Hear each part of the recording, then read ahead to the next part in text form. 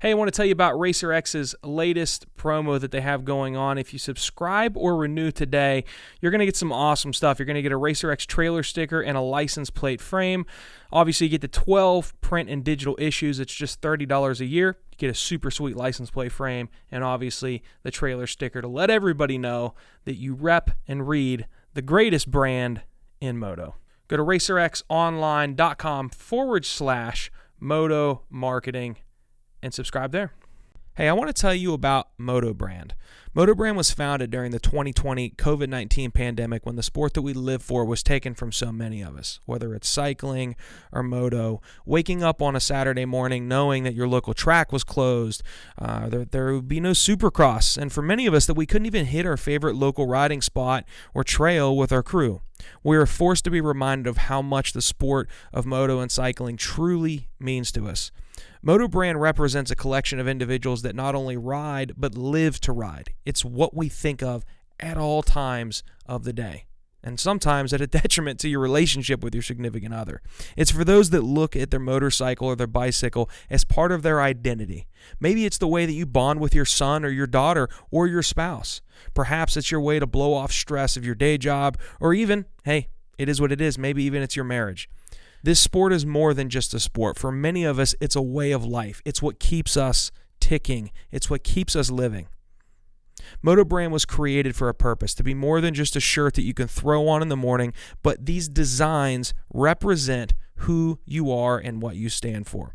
So I encourage you to head over to the motobrand.com, check out our collection. We have a pedal collection and we have a throttle collection, and there are more designs to come that stand for something. So head over to motobrand.com and we'll see you there. Welcome to the Moto Marketing Podcast, presented by RacerX, the podcast for moto industry professionals, entrepreneurs, and riders. If you want to grow your brand and business in today's digital-first world, you have to know how to turn a stranger into a fan, turn a like into a customer. You have to know how to turn attention into dollars. This podcast is dedicated to keeping you in the know on real marketing tactics that work in the moto world so that you grow your business and help grow the sport. Get ready to learn from the very same marketing experts trusted by RacerX, Lucas Oil Pro Motocross, GNCC, and NBC Sports. They'll help you navigate the world of digital marketing for your moto brand. This is the Moto Marketing Podcast. Presented by RacerX. What's up, guys? Welcome back to another episode of the Moto Marketing Podcast. I'm your host, Luke Nesler. Man, we always have some unique and exciting guests, majority of them within Moto, and I wanted to do something a little bit different today. I've started to bring some more folks from outside of the industry into this show, into your all's world that I think you can learn from. Somebody that I've had the opportunity to get to know over the last year, a client of ours that we've had the opportunity to work with a little over the last year, is our guest today. It's Matt Vincent from HVIII Brand Goods. Some of you may know that name. I know a lot of people in cycling and in moto that like the HVIII brand, that support that clothing company. And I wanted to bring Matt on because he has such a unique story of a former professional athlete who built his personal brand, has created, hands down, the coolest life that you could live. He gets to just travel around and while he's grinding and hustling and growing his business, he's getting unique opportunities that he otherwise wouldn't have gotten if he didn't build the brand that he's built today. There's a lot that can be learned from Matt. And Matt, I'm excited to have you on the show today, man. I appreciate you coming on. You're one of the raddest dudes that I know, and I think our audience is gonna dig this episode. Thanks, man. I'm honored. I'm proud to be considered of those things. You know, like that's what I've always wanted. Like I'm far from being the guy who's terribly smart with business or anything, but I do have a pretty good concept of direction. Yeah. Of, you know, how I want things to feel, kind of the vibe and all that, and that's really what I've leaned into since jump on the whole thing. Yeah. Yeah, for sure. Well, I mean, to kind of talk about something that recently happened to give everybody listening an idea, Matt, you've done a really good job of not only building your personal brand, but this clothing and lifestyle brand that you have, Hate Brand Goods. You're doing something right because, as we talked about before we went on air, Joe Rogan was talking about you on one of his recent shows, and Joe Rogan's not talking about anybody and everybody. So it's for you to get the attention of somebody as high profile as him. That's what I want to dive into a little bit today, as far as transitioning from pro athlete to entrepreneur, and then how have you just done what you would normally do every day and bottled that into some way that you're getting the attention on your life and your company that you have. So before we catch up to speed with that, I always like to start with some background. So you're a former professional athlete of a pretty unique sport.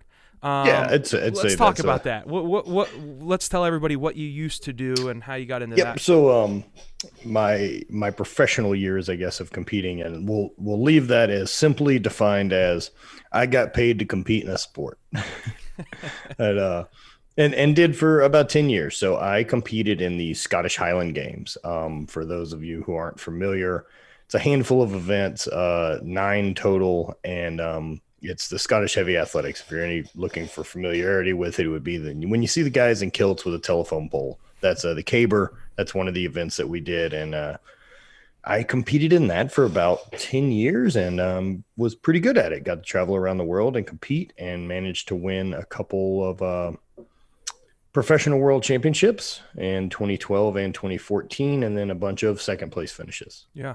So overall, it was a great sport, especially coming from a background like track and field that I had through college. I was on a track and field scholarship at LSU for shot put, discus, and hammer, and I was terribly average at all 3.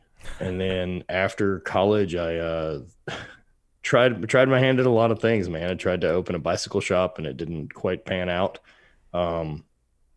Got a real job and did that for a long time, and then slowly fell back into some of the strength sport hobby stuff. And once I kind of found that direction again, it was great. And so the Highland Games were a perfect fit for me, with already having a throwing background and everything like that. So I took really well to it. Yeah. And it was a great sport to compete in.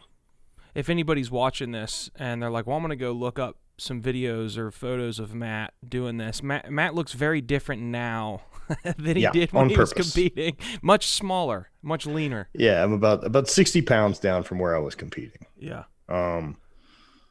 Just didn't make any sense to hold on to it after I retired. Sure. I mean, and then for me personally, going through a bunch of injuries and stuff like that, and dealing with some chronic pain and knee issues, once I got on the other side of that and knew that I was going to get out of pain, I wanted to make sure that I got as healthy as I could. Right. Because if I would have stayed big and still relying on strength, I would have fallen back into the same traps.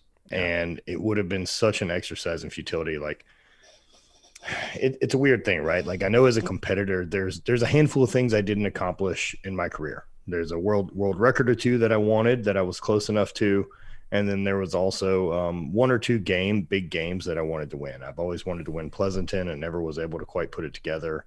Another world championship would have been cool, and I would have liked to compete at Braemar in Scotland. There's, a handful of events that I just didn't quite get to that were always going to happen the next year. Mm-hmm. And that time's done. Yeah. And it's one thing to look at it and feel like, oh, I had unfinished business, but I don't think that that's a fair view, right? Like I kind of have landed on it now that, I got into that sport to figure out how far I could throw and how well I could do stacked up against everyone. And man, I gave it everything I had for 10 years, and I found out. Now, if there's unfinished business, that's my own kind of personal stuff to deal with. Whereas, the truth of it is, this is what it yielded, and I gave it everything I had. So to pretend that there's more in the tank or something like that, or I should have done something different, it's not real. Like, I did everything I could, and this is as good as I was. Yeah. Well, and you've accomplished so much since, quote unquote, retiring from that sport that, you've created like another category of an entrepreneur. And I just with, again, if you follow Matt on Instagram, you'll see what I'm talking about. You're running a business every day, but you're you're breaking records and doing things in your business that others struggle to do. So I feel like you kind of took that outlet of where you focused your energy on, your former professional sports life, to now you're doing that in a business and an entrepreneurial sense with Hate Brand. Man, I just find it super intriguing with what you've done with that, and I want people that might not be familiar with Hate Brand.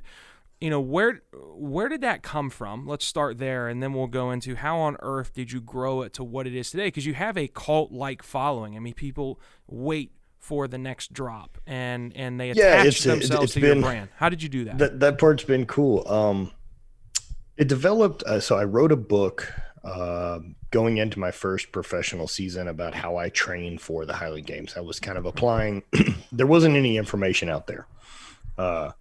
And so I wanted to put a book together that talked about how I combined like some of the stuff I learned from strongman and the stuff I learned as a thrower through college, plus, the things I'd learned from powerlifting of how to actually lift, efficiently to get stronger, and combine those together with actually knowing how to throw and train to develop a training system for the games that allows me to peak at different times of the year like I'd need to do in that sport. Compared to other strength sports, Highland Games is kind of unique. Like if I was powerlifting and really pushing myself, like, man, I'll probably compete maybe once a quarter. And even that's a lot. Mm-hmm. But as a Highland Game guy, like I would compete 22, 23 times a year. And so you can't peak for 23 efforts. Like, so some of them need to be a bit more organized practice. You're not going to be set up for success sometimes so that that you're going to be throwing your best in August. Mm-hmm. So I tried to put that into paper so that people would have a better understanding of how to peak and train and do all that for the game. And so within that book called Training Lab, I wrote a section about the hate, and this being this kind of personal motivation or mantra my brother and I had talked about for some time with different athletes. And it was like seeing these guys who were still willing to push themselves once they were even at the top, that it was, the motivation wasn't ever external. It wasn't about who they were competing against or winning or doing any of that. It was about finding the best out of themselves. And we talked about that. And the joke was always like, man, that guy hates himself more than I do. Mm-hmm. That dude is going to get up at 4 and hold his line on the diet and never really back down on any of the goals that he set. Like, man, there's a bit of self-loathing that, just doesn't let you give in to your own bullshit. And that's what it was about. It was like, man, like you can't be mad at the results if you don't hate yourself enough to do the work. Right. And that's what stemmed into the brand. And then, I competed and we started growing the brand in 2014. October is when we started. And then I finished competing in 2016. So I really only got 2 years to compete. And I mean, both my world championships had already taken place by the time we had started selling shirts. I was really nervous when I got hurt and retired. Like I was like, well, that's probably the end of this other thing I've got going on, because I don't know how to market it. That's what I did. And so then, all your following initially came from followers of you as a Highland Games competitor? Highland Games stuff, and me being able to get to travel and talk to other people I was interested in. The couple world championships were a really nice foot in the door that gave me an in to go see people and get to know someone like Mark Bell or Kelly Starrett or Jim Wendler or any of these other guys in my space that I had looked up to. Then, somehow I managed to become friends with all the people because I've been around a long time now, and I guess I'm likable enough. So that's really one of the keys to growing this is be fucking likable. Yeah. No doubt. It's amazing how much that helps is being likable. Well, so let's talk about that for a second, because I think that's what makes you and your girlfriend Bonnie, your content on Instagram, like it's hard not to like you guys just from you put out just interesting stuff, and I feel like your Instagram has had a massive role in the success of your business. For sure. And being likable on Instagram is part of it. So somebody that's listening to this that maybe has a clothing brand that they want to grow, maybe they're a professional athlete or maybe they're not. they hear this and they're like, well, Matt, and they look at your Instagram, and Matt's got a massive following, but you didn't always have a massive following. And in the sport that you competed in, much like this sport, is a very small niche sport compared to the big premier stick and ball sports. Do you have any inclination of how you started to grow your personal following, which stemmed into growing the brand more than just being a likable guy? Like, how did you start to grow that Instagram, or wherever it started, if it wasn't Instagram? How did that start to grow once you transitioned out of Highland Games competitor Matt to now I'm Matt. I'm an average likable dude that has the same story as you, and I'm trying to transition my life? Yeah, so it started because I was traveling. So I had interest in actually getting to meet these people in person that I wanted to learn from. That was originally happening. So whether that was, I mean, we go back as far as 2008, 2009, like I'm doing a little bit of work on YouTube, just basically was recording throws to share with the other guys I threw with so we could get critique for each other. And then at some point, I guess I pointed the camera back at me and started talking to it. And that was probably a changing moment and getting better at that, I suppose. But it was being willing to put myself out there, be willing to make some phone calls, be willing to show up at people's places. And then once you're there, shut the fuck up and just listen and learn from those people. And, I tell people that it's not terribly hard to meet any of the people that I've built relationships with. The tricky part is being someone that they want to talk to a second time and want to hang out with. And the way that you do that is the same way. I mean, with anything, right? Like it's the same way that I handle sponsorships. It's the same way I handle anything. When I handle relationships, I go at it with, how can I help? Like, so no matter what your thing is, like, how can I be of service, man? How can I help you? How can I make this, whatever it is you're doing, how am I valuable to you? Yeah. And that's what I want to be. And it seems the more that I've continued to stick with that, the more that just keeps kind of coming back. And the other side of it too is like, you just don't give up. You don't stop pursuing it. That's the only problem that equals failure, unless you decide this isn't working and I need to cut my losses and move on to something else. Yeah. But it's just been slow, steady growth. Like there's never been a thing that popped. I've never had a video go viral. I've never had any of that. It's been slow, steady gain since we launched Hate and since, everything else. And so with adding on to that, you just expand your universe from being just an apparel company based in one thing. And then that becomes podcast so that I can hold these conversations or share more or less. I can share these conversations that I'm really fortunate enough to have with really interesting individuals that I learn from, because not everyone's going to get access. And so at least I can share those conversations and thoughts with people. Yeah. And I really, really enjoy doing that. The background and I guess credibility I have, sure helps with getting some of those people in the room, but there's plenty of people that are good at stuff that are full of shit. Right. And at some point you got to make a line in the sand of like what matters to you. And for me, getting rich and selling the most amount of stuff wasn't ever the biggest goal. Like I was interested in sustainability. I also want to make shit I like. Mm-hmm. And I mean, look, if you're just going to chase the dollar, you got to play to the bell curve and you have to play to what your average person's into. And I don't have a ton in common with your average person.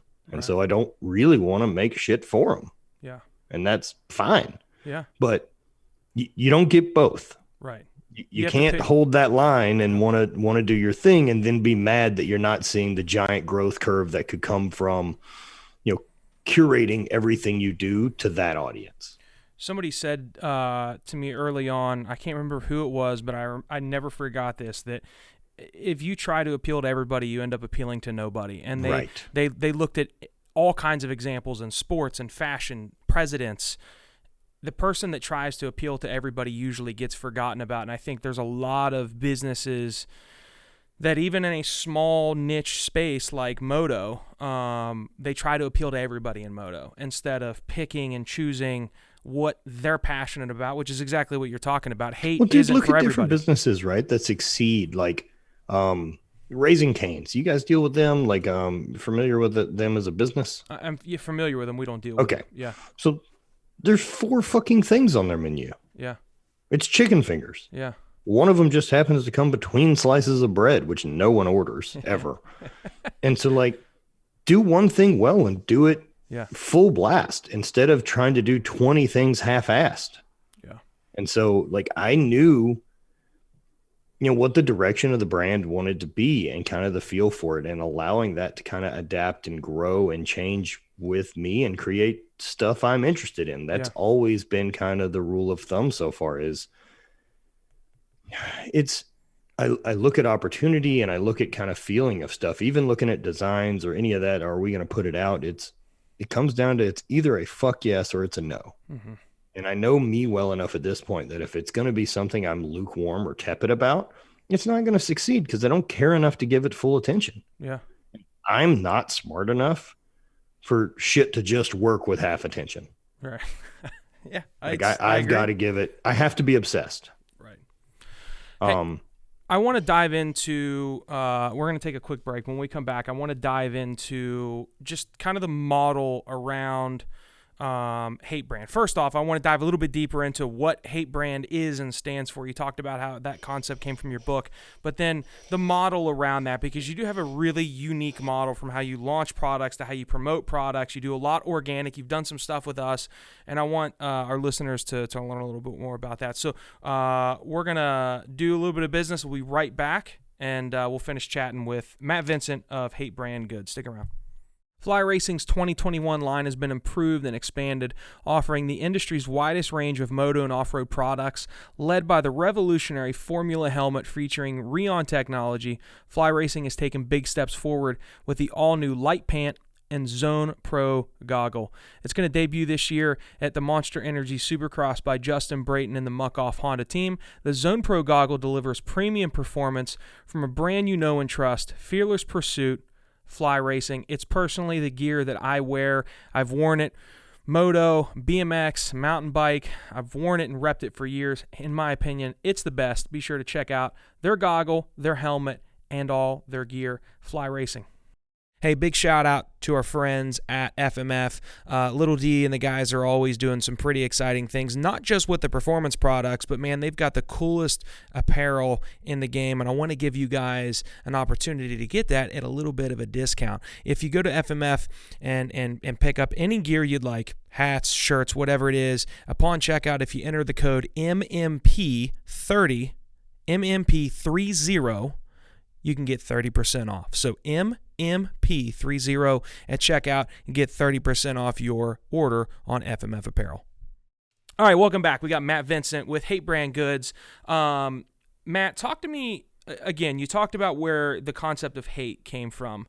For those that aren't familiar with the brand, you just said, look, this I don't create stuff that's for everybody. I create stuff that's for me, and I'm not like a lot of people. But you do have this really strong seam of individuals that relate to what your brand, Hate, stands for.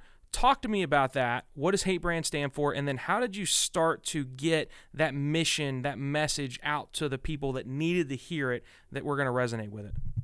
Like we said, I'd written about it in the book, but how that kind of transformed itself into the brand has become a bit more. And the simple tagline that we've talked about is look at self-motivation through a bit of self-loathing, just not listening to your own bullshit and not tolerating good enough, good enough from yourself.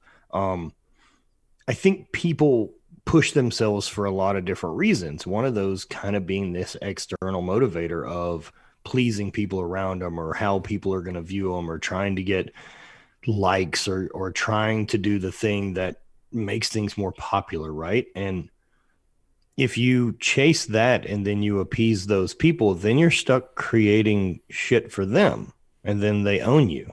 I guess I just don't look at things in a competitive way that's where my, value in the company would be. Isn't, like I said, it's not in selling just the most amount of stuff, but it's still in, dude, being stoked to make the stuff we make. Like, I still want to stay pumped on it. And I like the people that like it. I like that we've got a hardcore enough following, because we we drop a lot of stuff compared to other apparel brands. I mean, we release new stuff 3 out of 4 weeks of the year. Yeah. And Talk about that that for a allows me second. to keep on the creative front, because that's what I want. Like, Yeah. I like being forced to create and be forced to come up with new concepts and forced to keep driving the brand instead of keep putting the old shit on shirts. Yeah. Talk about that, because that is something that's super different than most of the apparel brands that I've ever seen or that we work with, especially in the moto space. You can go to an apparel brand site and you can get the same stuff consistently month in and month out. With you guys, you have this unique thing to where you promote it on your social channels, whether it's paid or organic. You have a countdown, and then people just go crazy gangbusters to buy that, and when it's gone, it's gone, and you move on to the next thing. We rarely restock anything. And I mean, look, we didn't invent this business model. The first person I saw to do was Flagner Fail, doing these limited run apparel stuff, especially in the fitness space. Yeah. It had been done in other spaces by plenty of people. I mean, there's a supply and demand, right? Like, you're creating it as long as you can keep things going. Right. And my goal is I wanted stuff to sell out that way that I could make more stuff. I don't want to just keep putting out the same shirts every year. Like, if you missed it, man, you missed it. Sorry. That's how it goes. Yeah. So that's been a big driving force, and we've stuck with that. And then it's, from there, it's trying to figure out how much or how often will the audience keep up? Right. Will they allow? But I mean, and the truth of it is too, like, between, Hate Brand's following and my personal following, between 60,000 people for Hate, and you got 75 or 76,000 people following me, plus, YouTube, which is another 35 or 36. And then the podcast, I really need almost a 0%, like less than 1% of those people to make a purchase from me every month for this thing to be successful. I think that's a massive light bulb moment that a lot of people will have, because we live in that society to where, like, people look at the follower count and they're like, I gotta have more, I gotta have more, I gotta have more. You don't need, dude, quality is so much more important. Like, if it's not marketable, if that's what you want to do, which, for one, I don't understand anyone who is dealing with the stress of having a large follower count if they're not figuring out how to make a business of what you're doing. That's just such an undue stress. I don't understand why you would have in your life. But man, it's also rad because you can cut out so much, and I can talk directly to an audience that gets what I'm about. And then being consistent on message and being consistent on what the brand is about at its core. Like, I know that, the brand is about self-improvement. And the brand is about, my journey through self-improvement doesn't have anything to do with yours. And that's really, a big turn that a lot of things have come through, is like, whatever progress you're making, I'm stoked for you. Yeah. Because progress is the only thing that matters. Everyone wants to put success as this final destination idea of like, oh man, we made it. Like, where's that? Where's that single place? Because I'm not aware of it. Yeah. It's just all journey and all process. Right. And so sticking with that allows for a lot more sustainable feeling. And then, well, if we just get here, like, I'm not chasing that tail that isn't real. And then I'm not going to fall into that trap, because then next thing you know, dude, it owns you. Right. And to me, that's one of the big fears, is if I get stuck in that, and to everything ends up being part of the business, then I don't get any of the fire that I get from traveling, that I get from having these relationships with people I have. I don't get any of that exploring time that fires me up to want to make new shit. Yeah. I need both. No doubt. So the inspiration that you get for one drop to the next, I mean, is this something that, walk me through that process, because I've never asked you that. Is it just you and Bonnie and your homies kind of sitting around, and like something comes to mind, you're like, dude, that'd be rad, and then that's it? It's yeah, man. It's usually me, and it usually comes internal, and then I bat it around a little bit. Like, a lot of times it's kind of a bigger concept that I really like, and I'm trying to figure out how to boil it down to just the good stuff. Yeah. Something that works and is strong and means well. I give you an example. Like one of the concepts I really like right now that I'm playing with in my head, and these are kind of things that just come. Mm-hmm. I don't have a good answer for you other than they come when I'm doing. So I need to be doing. Mm-hmm. My creative process is not one where I sit around and wait for inspiration. I am one that is going to get started and get in the process because the process will yield it. Mm. Like getting in there, and my process is whether that's, music or listening to podcast or being able to get out on my road bike or any of that and be able to kind of get some mindfulness of make my body really busy so that my head can kind of sort through stuff and work through different ideas. And so like one of the ideas I'm working on right now that I haven't quite boiled down is kind of looking at people and, the machine that you build with your body in two different ways. Like, there's definitely people out there that are building a really rad machine, but that thing is supposed to be looked at in a parking lot. Like it's a lifted truck on 26s. Yep. that needs to stay in the parking lot. Right. And I have no interest in that machine. Uh-huh. That one doesn't do anything for me. That whole like looks functional, but never tested. Yep. Ugh. I have no interest, man. Like I am not the guy that you want to buy used things from. Right.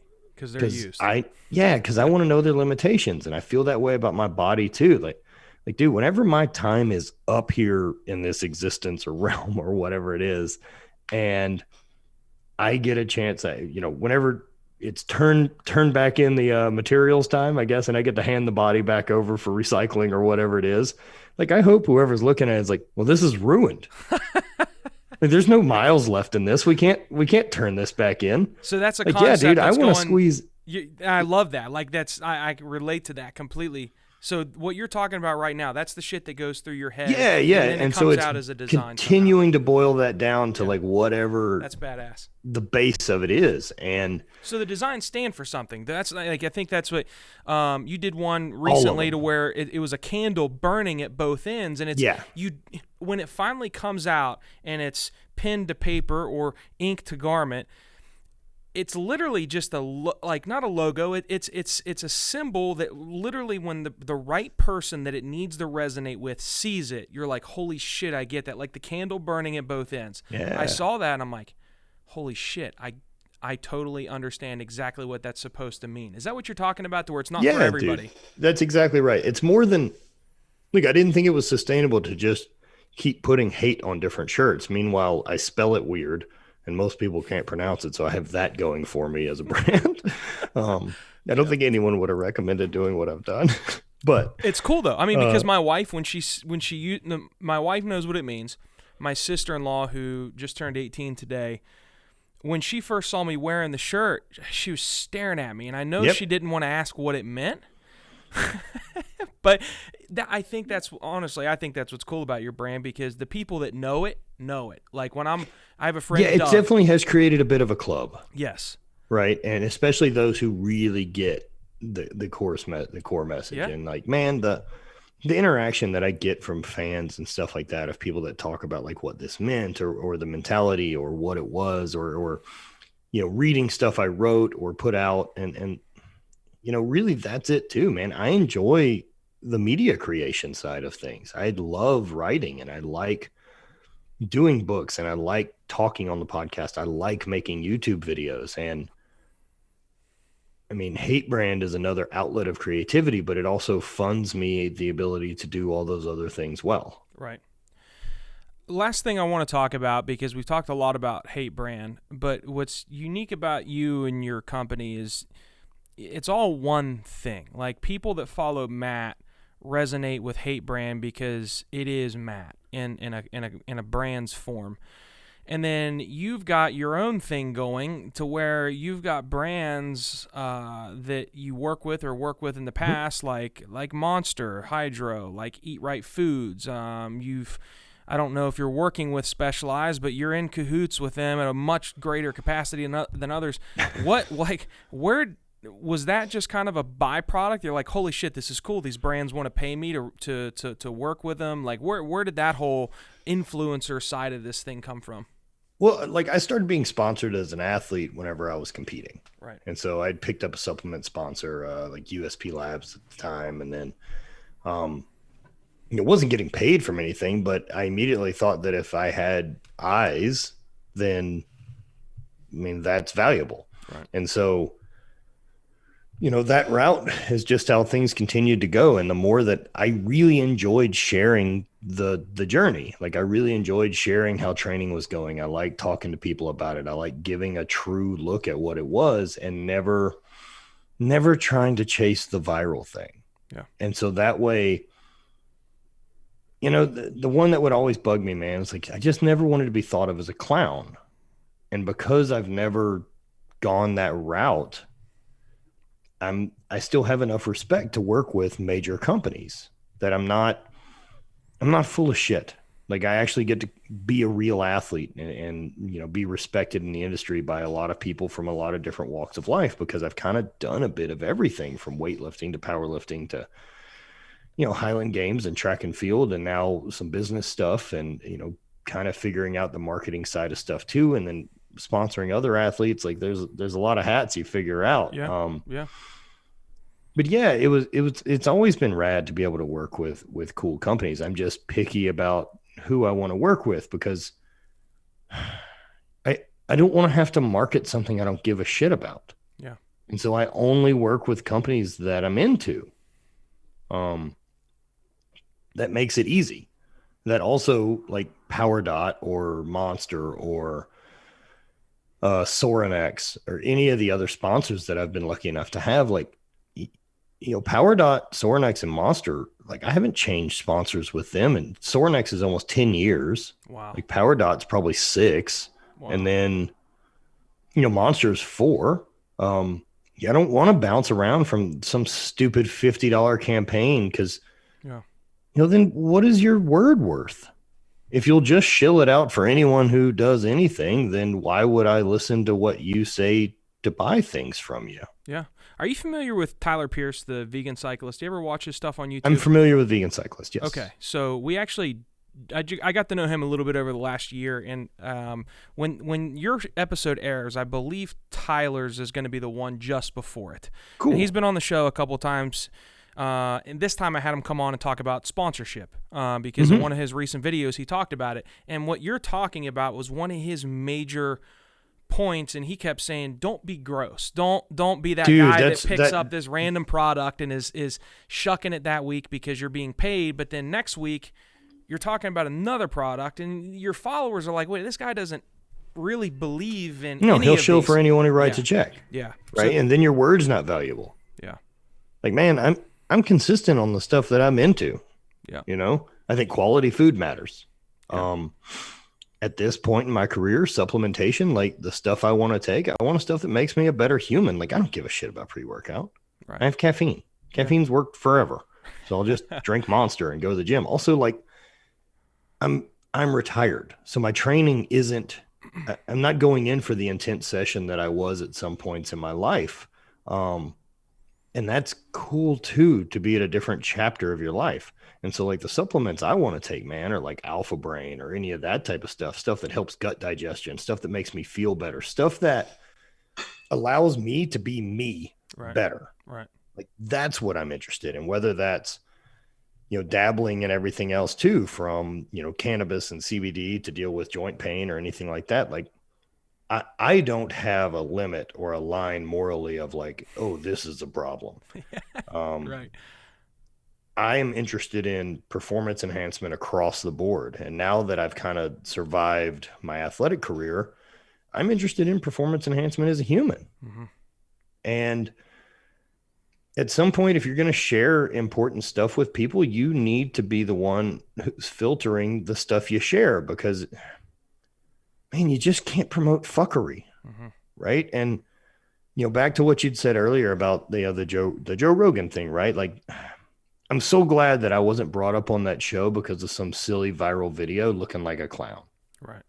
Because that happens a lot. Talked about like on that show, not with Matt, but on that show, that is a way to be brought up for sure. Yo, and I'd be so bummed. Like, I'm not interested in that. Yeah. Like, I want I still want the respect. Like I fucking earned it. And it's a tough line to follow, never deciding to be a clown or never fully jumping into whatever anything that pays the bills is. Yeah, for sure. So, I mean, and for me, like I've always looked at it like, if I can stay motivated and stay inspired, like I'll figure out how to pay the bills.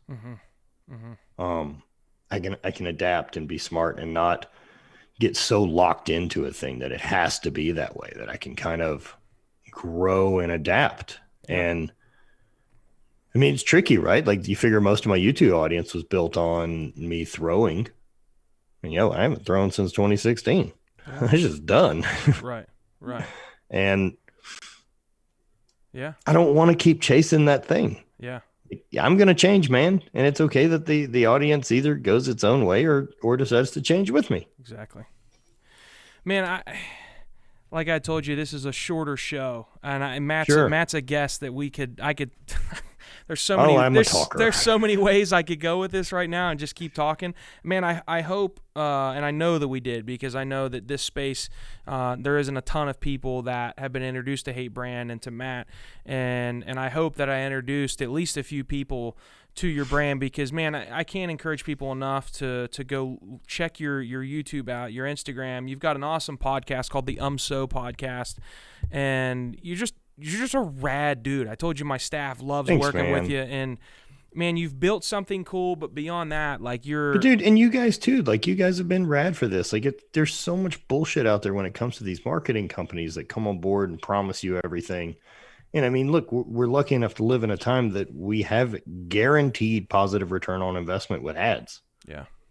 Just straight through the source. Right. But when you can find the rocket fuel to add to that from someone who gives a shit, like, man, just listen. Yeah, and I appreciate that. Well, I mean, if it doesn't work, that's my roll of the dice, right? Like sure. That's how this whole thing works. It's, I'm not banking on you for the success of my business. If I have to bank on you, it's not going to work anyway. Right. You hold yourself accountable to everything. Everything that comes out of your mouth, it comes back to you, which I think is because it's cool. A decision I made. I'm not willing to hand the wheel over, man. I don't want to give the wheel of my emotions or my life over to someone else.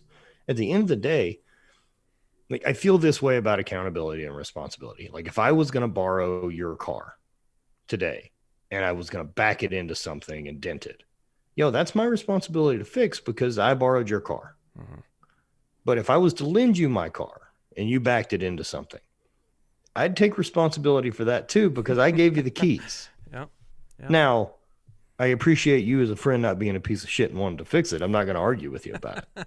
But I'm prepared mentally from that perspective. Yeah.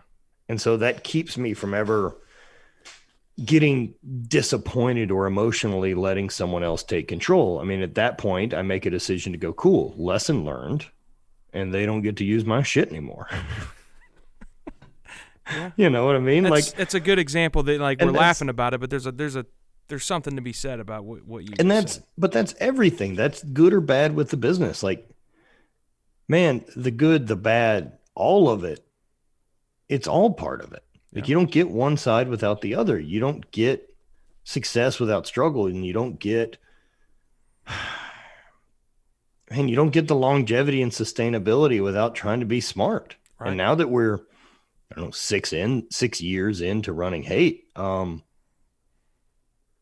even still, man, I have such a feeling about it that it's like, man, they're just going to stop buying shit one day. Like, it's just going to be a zero from that day on and never see another sale. And if it is, you move on. Look, I've never had a job that I stayed at for longer than 10 years in my life. Mm-hmm. And so there's nothing wrong with closing a chapter and starting a new one. Mm-hmm. Like that's the beauty of life. I can't imagine that if I'd have made it through whatever this maze is of life and gotten, say so far into it by 25, but also I realize that there's a limit to growth. Mm-hmm. Man, I'm backing out. Mm-hmm. Like I want to be on the limitless pathway. Yeah. It'd be a bummer if I was like, well, that's the peak of everything's going to go now. And I'm 30. So I get to ride that out for the next 40 years. Yeah. Like, nah, man, I want every chapter to be better than the last. Yep. I hear you. Exactly. Matt, where for somebody that has resonated with what you've talked about, I mean, we bring guests on that kind of give people ideas of how they can grow their thing from somebody else's story, but I feel like there's somebody that's listening to this that just is like, dude, that guy is cool as shit. I need more. Where can people find more? I know you got YouTube, Instagram, podcasts. Yep. Talk to us about that. So Matthew Vincent on YouTube. I've put out a lot of videos there. I think there's probably like 12 or 1,300 videos. Wow. There's Instagram, which is I Hate Matt Vincent. I think searching Matt Vincent, Matthew Vincent will find me. And hate is spelled HVIII. Yeah. So it's H with a Roman numeral 8 for hate. I'm glad it's more complicated than I wanted it to be this far into the brand, but also I'm glad that it's not spelled out HATE. That would have been a rough go over the last probably 18 months to continually explain why hate's a good thing to people. Yeah. Especially in the world of how much self-acceptance we're currently doing. Again, I don't see how self-love and complacency are supposed to go hand in hand. I think you can be very proud of yourself and your accomplishments and how you look, how you feel, and all that, and still want to improve. No doubt. I'm not interested in calling it good enough. That definitely does not resonate with your brand. And and then the last is the So podcast. And like I said, I really started that because, look, I've got the coolest friends in the world. And I get to walk into a lot of rooms that I'm not 100% sure how I got in. Mm-hmm. And I'm glad to be able to share those conversations with people. It's also made me a better communicator, which has been a really fun skill. Look, I spent 10 years doing outside sales in the oil and gas industry. So relationship building is something I was already pretty good at. Mm-hmm. But I've gotten much better at it.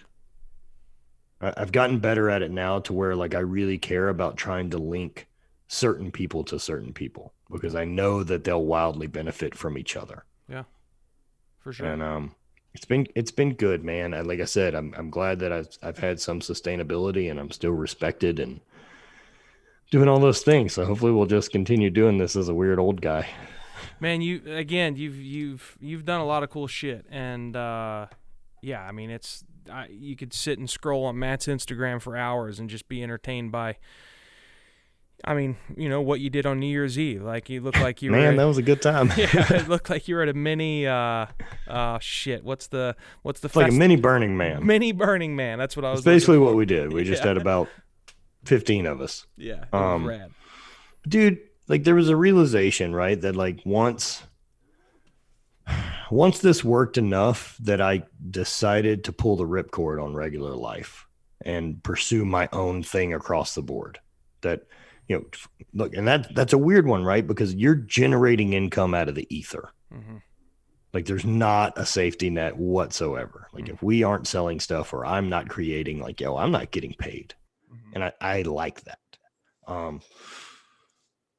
But man, with the rest of the days that I'm alive, which is a finite number that I'm very, very aware of, I want to do what I want to do for as much of it as possible. Mm-hmm. I'm not interested in, man, the safety of the job. And like, I don't want to give someone 5 days of my life and I get 2. That's not okay to me. Yeah. I'll figure something else out. And not only that, like, you know, I don't try to keep up with the crazy Joneses that you see internet people do. I live in St. Louis. We live in a very affordable house. Mm-hmm.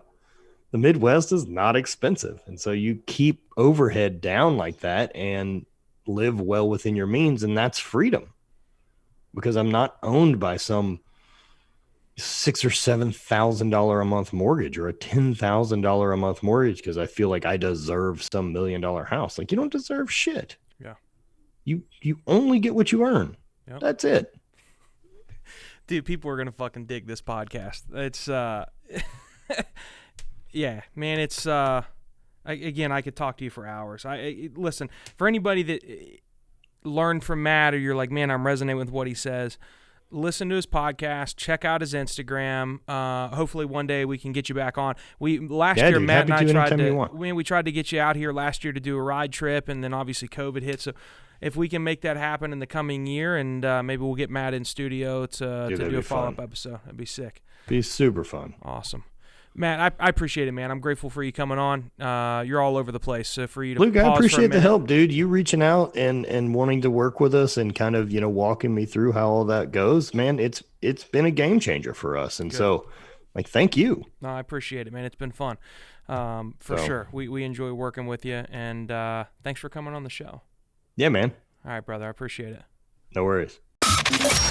Thank you for listening to the Moto Marketing Podcast. If your goal is to get real, measurable results from your marketing that will grow your company revenue, then check out how Impact Media can get the same results that they have for Moto's most iconic brands by visiting thinkimpact.com. That's THINKIMPAKT.com. Have a marketing question that you want answered on the show? Send your questions to questions@motomarketingpodcast.com. Don't forget to rate, review, and subscribe to the podcast. And we'll catch you on the next episode of the Moto Marketing Podcast.